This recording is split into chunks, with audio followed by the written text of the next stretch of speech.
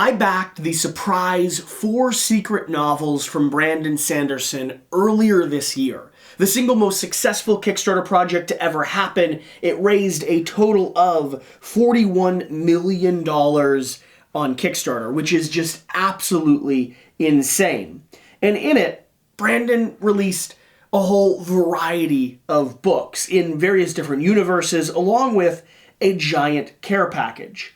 The all-in digital, audio, physical book, leather-bound books, combined with care packages, combined with a year of Brandon Sanderson merchandise, and I went haywire. I went all in without ever reading a single one of his novels.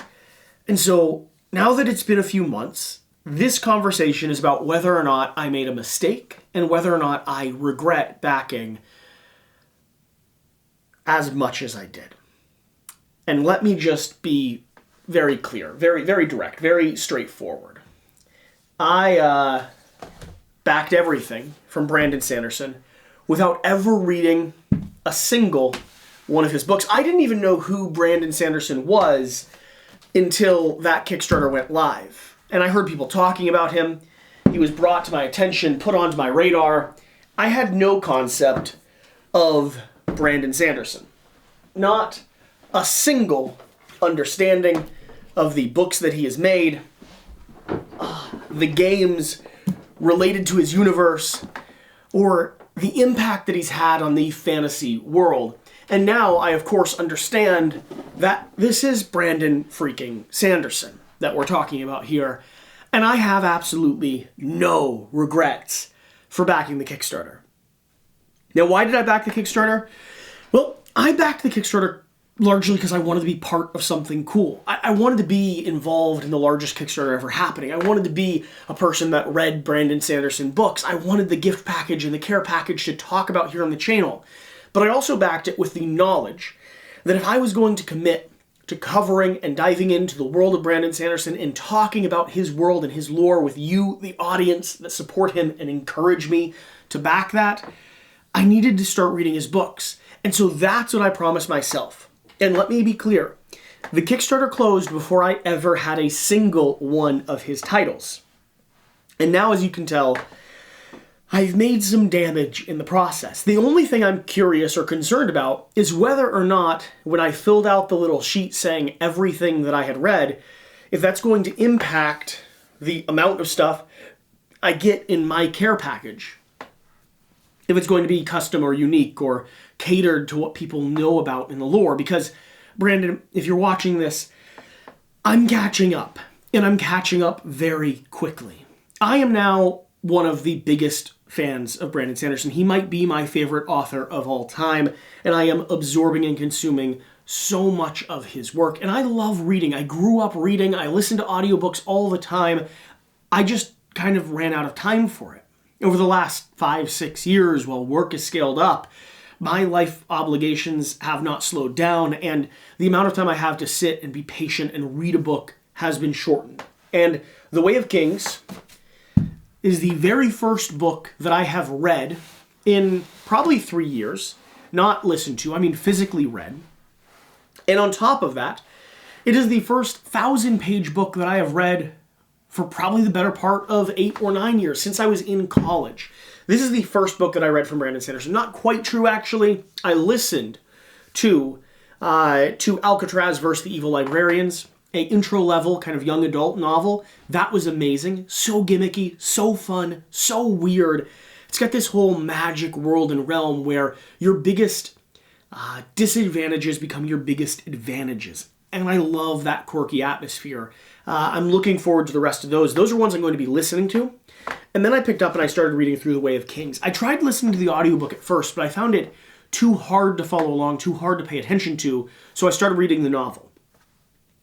And this book, I could not put down. I loved this book. And I don't want to spoil anything in this video, but the world and the magic system and the physicality and the grit and the culture that he describes in this had me invigorated. And he does this thing, if you're familiar with Brandon Sanderson in terms of these novels, he'll get you hooked into a character. Like for me, the Bridge Runners were my favorite. I was so invested in their story.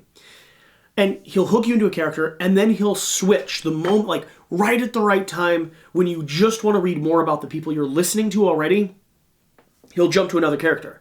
And at first I was getting annoyed by it. And then he'd sell me on that next character. He'd develop them, he'd build them, he'd talk about them in ways that made me wanted to be there, right? And then he'd switch back, and I'd be like, oh great, I'm at the character that I love now, but you just convinced me to care about this other character. And he does that throughout the entirety of the novel, and it paints and weaves this amazing story, this intricate kind of drawing lines together, knitting a picture together. But it's also funny because he keeps playing this game of dancing between my interest levels and really, really pulling me back in with these new stories and these new characters and even one-off little novel, like little chapters that are from perspectives that you never see again. It's really cool. And the book unveils itself in such an interesting way. There's twists and turns and unexpected moments that you don't see coming till they come. And I'm really, really enjoying that. Now, I've also read The Dark One, Some Worlds Are Made to Be Broken. This is a comic book from Brandon Sanderson. Very solid comic book. Amazing artwork. Really enjoyed it. I'm going to be starting on Words of Radiance, but based off the community's feedback, I'm going to finish reading through Elantris first, which I'm excited about. This is the first novel that Brandon Sanderson ever put out, so I'm excited to dive into that. And then I'll be diving back into Words of Radiance, and I'll be digging into the Mistborn series, which I've heard amazing things about as well. What do you think I should read first? Read the Words of Radiance and continue down that archive, or stop and go read the Mistborn series before I get there? I don't know either. And then we have The Reckoners.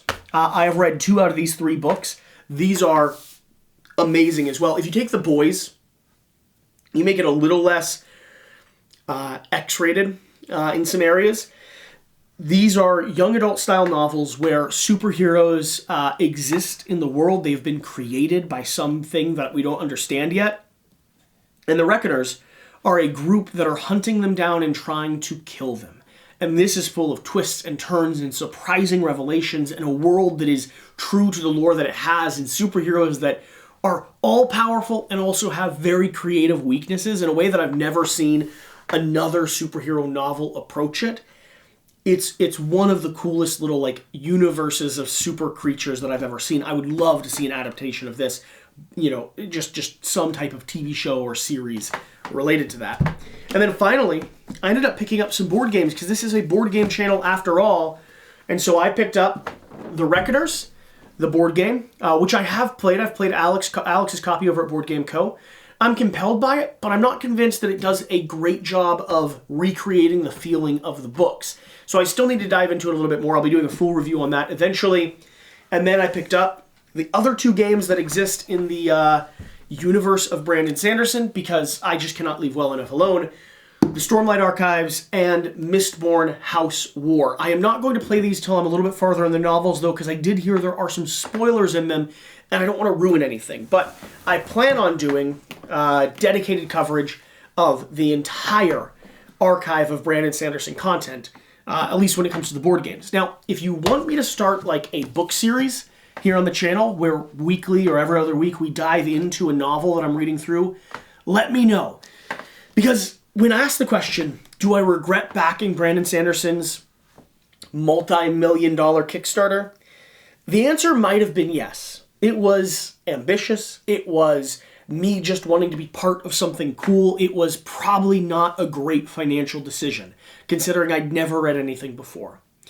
But as someone that discovered him through that Kickstarter and has become a glowing fan of him now, love the podcast, by the way, love his channel, love his weekly updates, love his personality, love his involvement and investment in the community.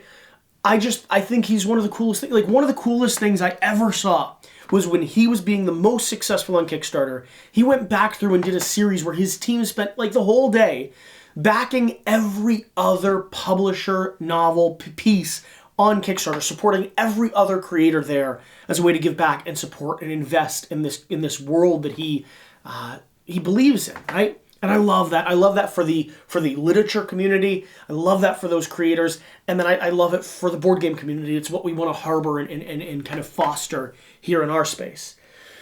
So, 2 important questions. First off, what should I start diving into next?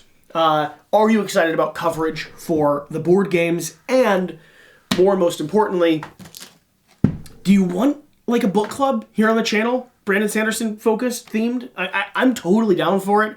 I will be covering the brand new novels when they arrive. I will be covering and opening the gift boxes, the monthly boxes here on camera. I'm stoked about it all. I'm not ashamed of my hype.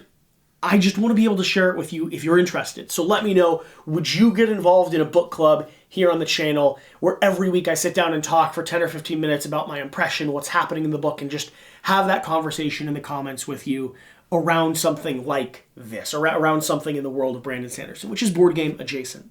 And then finally, if Brandon Sanderson is watching this, thank you so much for the amazing stuff you create in this space.